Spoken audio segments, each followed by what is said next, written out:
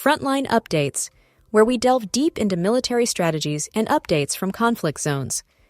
Today, we're discussing the progress of the ongoing special military operation as of April 13, 2025. I'm your host, Sharifa Muhammad, MGT.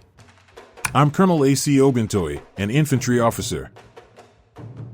Casualties and losses. The Ukrainian Armed Forces suffered significant casualties and material losses, including up to 1,260 servicemen, various vehicles, infantry fighting vehicles, armored personnel carriers, cars, artillery pieces, and advanced equipment like a Croatian-made RAK SA-12 rocket system and a U.S.-made Paladin artillery unit.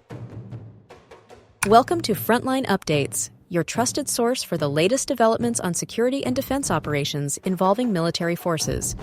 I'm your host, and today we have an exclusive interview with Colonel A.C. Ogontoya, who will provide insights into the progress of the special military operation as of April 13, 2025. Colonel Ogontoya, thank you for joining us. Thank you. It's always a privilege to share these updates with your listeners. Today's developments reflect a continued and concentrated effort across all operational directions. I'll provide as much clarity as I can. Let's begin in the north.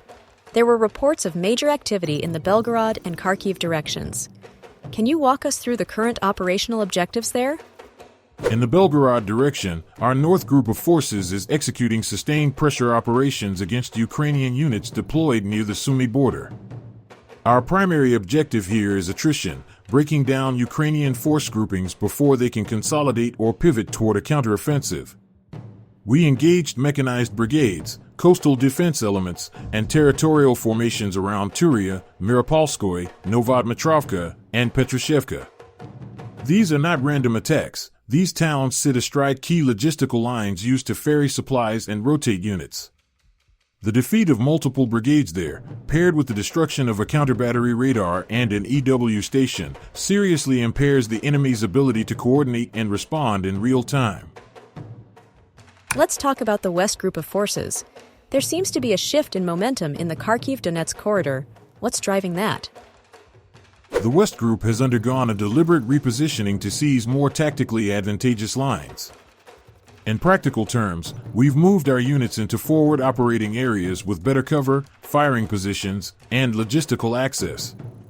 This week, we engaged and defeated multiple formations, including mechanized, ranger, and assault brigades, across a belt of settlements extending from Kupiansk to Redkadub and as far as Kirovsk. The breadth of this action demonstrates a maneuver doctrine known as elastic encirclement, where we don't always aim to seize ground directly but rather exhaust and overextend enemy units through successive disruptions. A noteworthy success was the neutralization of 3 advanced Ukrainian EW systems, Zakist and Kvirtis, which suggests they were trying to protect a broader command and control node. Without that shielding, we anticipate reduced cohesion among their frontline units, especially during attempted countermoves. Now to the south, particularly in the Donetsk People's Republic, where the southern and center groups are active. What distinguishes operations in this sector? The southern axis remains the most contested, particularly given its proximity to strategic rail junctions and industrial corridors. Our southern group this week neutralized a diverse set of enemy units, mechanized, airmobile, and even elements of the Ukrainian National Guard and the notorious Azov Special Forces Brigade. The towns we focused on, Chasov Yar, Kalinovo, and Katarinivka, are part of a belt that the Ukrainians have tried to fortify with overlapping fields of fire and drone observation posts. That's why it's significant that we not only inflicted manpower losses but also destroyed a fuel depot and several mobile artillery platforms. Fuel, as you know, is the backbone of maneuver warfare. That brings us to the center group. There were reports of clashes with Ukrainian special forces?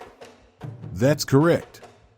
The center group, however, carried out what I would describe as the most tactically decisive action of the day, the liberation of Elizavetovka. This was achieved through a coordinated push involving combined arms, infantry, armor, and unmanned systems. We defeated 9 Ukrainian formations in a single operational cycle. Among the destroyed equipment was a U.S.-made 155mm Paladin self-propelled artillery unit. Its destruction highlights both our capacity to penetrate deep defense zones and our intent to deny the Ukrainians any sense of fire superiority. There was mention of ongoing operations in the east and DNEPR sectors as well. Are these shaping operations, or are they becoming focal points? A good question. The east and Dnieper sectors are increasingly active, less about shaping now and more about pressure and containment. In the east, our forces are probing deeper into Ukrainian-held territory with controlled advances, particularly around Guliapol and Shevchenko. We engaged mechanized and mountain assault brigades there, and also took out a Polish-made 155mm Crab artillery unit. These weapons, with their precision and range, are often deployed to target our rear logistical hubs. Neutralizing them is essential. In the Dnieper direction, our goal is positional dominance. We've recently taken up more advantageous lines, meaning elevated positions and natural choke points, around Pavlovka and Sadovo. These locations are critical to any Ukrainian push across the Dnieper River. By degrading their coastal defense brigades and eliminating ammunition stockpiles, we're limiting their ability to project force from west to east. Let's shift to air operations. There was mention of an F-16 being shot down and significant air defense action. How do you assess the performance of Russia's integrated air defense systems at this stage? The downing of an F-16 is emblematic of our evolving air denial strategy. The aircraft was likely conducting a suppression of air defense mission, but our overlapping radar systems and layered intercept protocols neutralized that threat. Beyond the F-16, we intercepted 8 JDAM bombs and 7 HIMARS rockets, both U.S.-made. These munitions are guided, designed for precision strikes on high-value targets. The fact that we intercepted them mid-flight speaks to both the sophistication and responsiveness of our air defense grid. Moreover, over 200 aircraft-type UAVs were downed. That's not just a testament to equipment but to doctrine, integrating electronic jamming with kinetic kill solutions to create layered denial environments. This is essential, especially as drone warfare becomes more central to the conflict.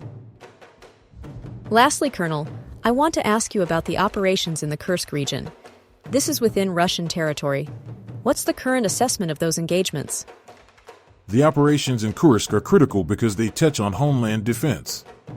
Ukrainian forces launched incursions into this region in what appears to be an attempt to divert our attention or gain symbolic victories. Our response was swift and forceful. We repelled formations of airborne, mechanized, and tank brigades. Precision strikes were carried out in towns like Gornal and Oleshnya. Notably, this was not just a tactical pushback, it was a message. Our ability to mobilize, reinforce, and execute combined arms operations within our territory underscores our operational depth. Cumulative losses for Ukraine in the Kursk direction now exceed 74,000 personnel and hundreds of armored units and artillery systems. This is not just about territory, it's about deterring future incursions and preserving the strategic sanctity of Russian borderlands. What about the Kharkiv direction? Meanwhile, in the Kharkiv direction, our focus was on degrading Ukrainian fire support assets and infantry concentrations. We observed the use of NATO-supplied equipment, including a Croatian RAK-SA-12 multiple launch rocket system. Its elimination is a clear signal that even foreign-supplied platforms are not immune to our targeting capability. The destruction of 3 field artillery pieces and 3 ammunition depots only reinforces the point. Colonel, thank you for providing such a detailed briefing on the current military situation. Your insights are invaluable to our understanding of the conflict's dynamics. And thank you to our listeners for tuning in.